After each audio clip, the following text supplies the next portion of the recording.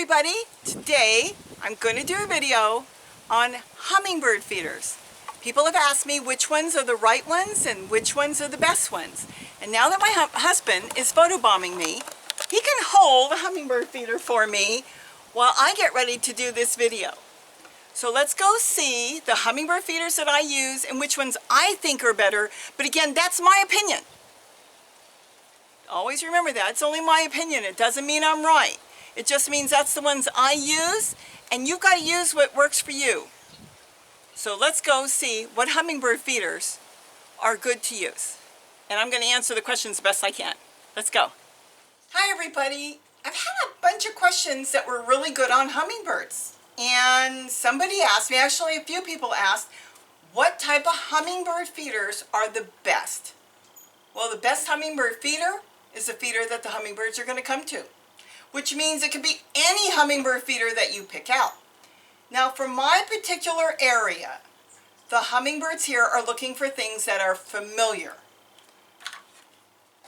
These have been at all the dollar stores. They're only $1, so people must be hanging them around. So they're looking for something red, which means they would even come to something like this. Or even, these are old, so some of them are faded. They're so old, but look at this. They'll even come to something like this, and I've got a whole bunch of others out here that are similar to this and even a little smaller. The main thing a hummingbird will spot, I believe, this is my opinion, is they will spot the red on here. See how this is red? They're looking for the red. And that's what they see. And when they fly by, they see this hanging. I guarantee you that they know this is not a flower. They'll treat it like a flower, like a plant with flowers. But they know it's not a flower, but they recognize this. And that's what they're looking for. I have gone to the store and seen these elaborate, beautiful hummingbird feeders, and I don't know how many of them work or how many of them don't. Now, if you've got a ton of hummingbirds, like I do at my property here, then they'll probably try anything. But if you're trying to bring them in and you don't have them, or they're bypassing your house and they're going somewhere else, I would go with something as familiar as this. Now let me show you this one, for example. See this one? This is purple. It's got pink flowers. I was so excited because I found this one at the thrift store in a box still. I don't know why nobody used it. In a box. It's purple, it's got pink flowers, it looks really cool. I have never had the hummingbirds for some reason feed out of this one. Not here. I've hung it up and they don't go to it. I don't know if it's the purple, I don't know if it's the pink flowers, I don't know if it looks scary to them. I don't know. But I hung it out and they wouldn't use it. So that one is a no-go. I would stick with something that is familiar, that's red, and generally has yellow flowers. And then look at them. Some of them are really cool, like this one. Look at the top. You see the top? That's an ant moat. This particular hummingbird feeder comes with a built-in ant moat, which is really beneficial for you. So when you fill the hummingbird feeder up with your nectar or your sugar water, and I make my own sugar water, I have my recipes already used.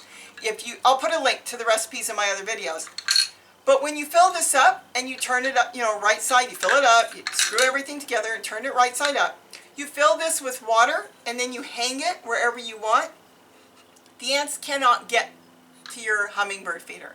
So you will be able to find some of these with a built-in ant moat. Now here's another one that's interesting. It's a really pretty one. It's blue. It's got red flowers and it's black. Now I picked this one up at the thrift store, and the hummingbirds will drink out of this, but only when the other ones are almost empty. It's like last desperation they'll come and they'll drink out of this one. So why they'll drink out of this one and they don't want to touch this one, I don't know. Birds are funny. Animals are funny. Anything alive is funny. They will drink out of this, but they don't like it. So generally I don't use this one anymore. I stick with the red ones, and even though this one is old and faded, They know this one. So the main thing is, if you're just starting, cost is not the issue. It doesn't mean more expensive is going to be better. It's actually sometimes the cheaper the better. This one cost me $1. That's all this one cost. And I'll tell you something, I really like this one. Okay, it is a light plastic, and it probably will last you no more than a year or two. This one's probably about 2 years old. If it's hanging in the sun, in about a year it's going to get brittle, and you're going to go to change it and it's going to break. But for $1, it lasted for a year. If you keep it in the shade under a tree, it will last for a couple years. It comes apart nice, and with a toothbrush, you can clean it up really good. And this is the other thing.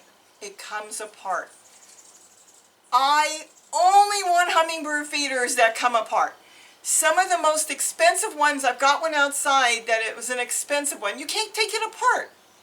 I don't even know why they would make hummingbird feeders you can't take apart. So it gets black and moldy inside. You're trying to get it with a pipe cleaner and with a mascara brush. You can't get to it because it's been permanently sealed. You don't want that.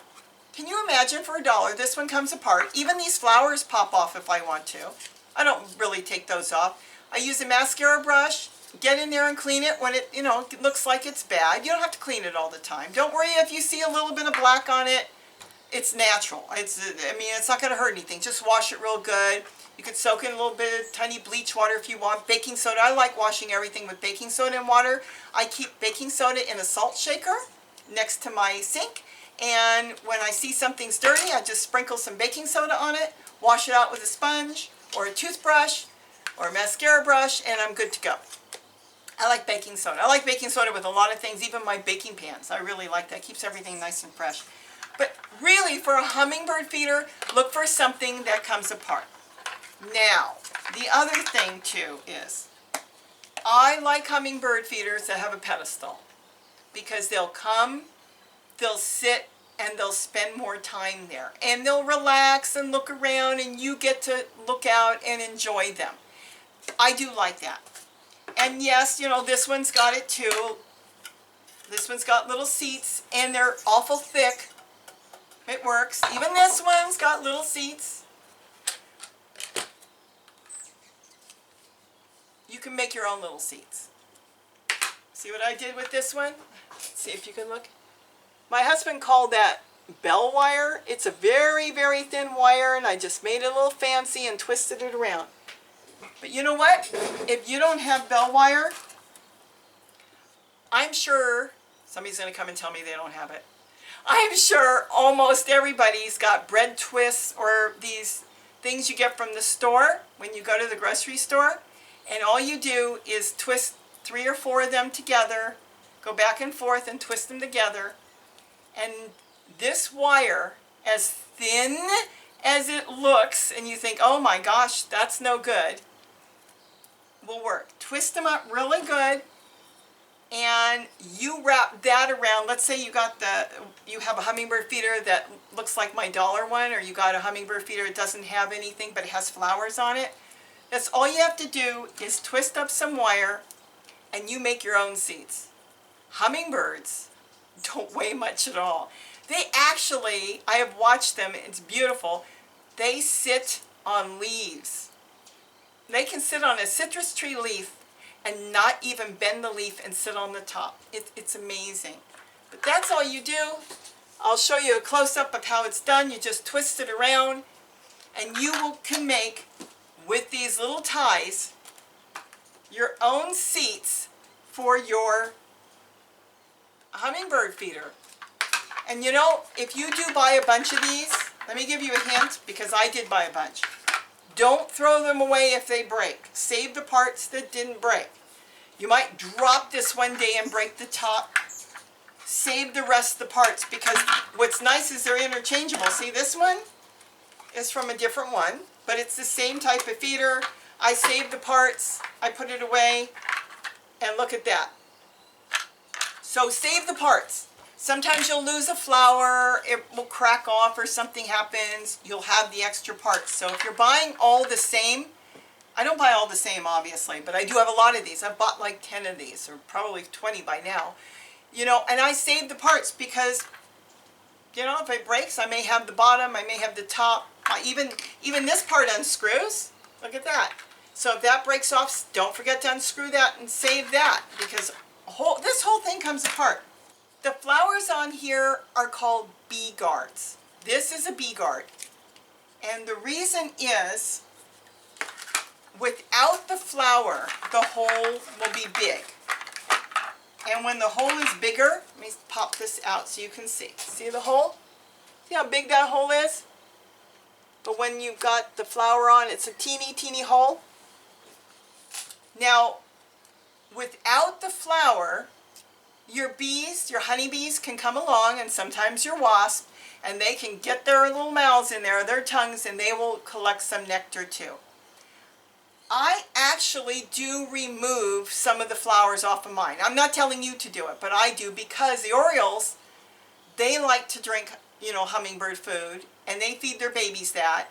They're nectar feeders as well, and pollen feeders, and insect feeders. I want to keep them around. They're eating up all my tomato hornworms, which has been great. We watch them take off flying with a great big worm. But the orioles like to come and feed, so I take off sometimes some flowers too, and they will hold on to the feeder and they will drink through that big hole. But if you've got a major bee problem and you don't want the bees around, let's say you've got it hanging right next to the house and you don't want a swarm of bees, then just make sure you pop the flower back on, and then the orioles can't get it, the bees can't get it, and that's a good thing. I will say that if you do pop it off and you do bring it in to clean and it's empty, open it up outside before you bring it in. This is from experience, okay? This is from somebody who has experience of not opening it up first. I have ended up twice with bees in the house. Because of the hole, they climbed inside, the bees can squeeze in there, and I've opened it up and I've got a honeybee flying around the house. So, if they have big holes, make sure when you're bringing it in to change your feeder, you open it up outside, just check that there's no bees, and then you're good to go and you can come in the house and wash it. I think I've answered all your questions, and I've done the video on ant guards. I make my own. I make this. Oh, and when you make the ant guard cups, I can make them long, see? Sometimes I make them really long, and this way I can reach way up high if I want to stick it in a tree, and then I can hang the hummingbird feeder right underneath here. This is filled with water, and when it's got water in it, the ants can't get to it. And the thing is, keep in mind, it's not that the ants are all swarming to come to your hummingbird feeder as soon as you hang it out. They don't know. They send out scouts. And the scout is the one single ant that's looking around. He's the one that finds everything. He's the one that goes back and tells everybody, hey, I've got it, let's go. If the scout can't get to it, then you're not going to have the ants. So the main thing is you're trying to get the scout not to find your hummingbird feeder. So you can make these all different sizes. And the other thing I have talked about, I've got a video coming out or out on it, is the ant chalk. That's if you're in dire need to get rid of ants. That will be your next thing you could try if you have tried everything else. There's all kinds of stuff you can get, and if nothing is working, last resort, this does work. We've used this for 20 years when we need to, and I tend to use this when they're coming into the house. I don't use this in the garden. Story for another time.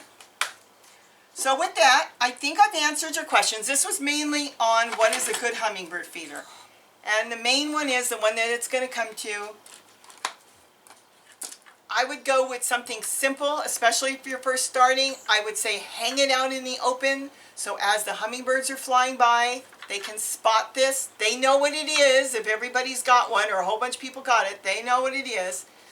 Once you've got a bunch of hummingbirds feeding, then you can stick them anywhere in your garden, under trees, or hide them away and they'll be looking for them.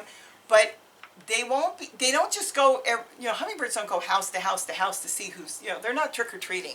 You know, they're not going all over looking to see if everybody's got a hummingbird feeder. They're just flying by. They already know who's got it, because that's why they're lined up here in the morning.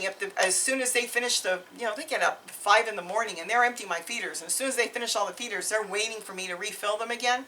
Because if we have hundreds and hundreds feeding in the morning, They're waiting because they know I am a hummingbird feeder.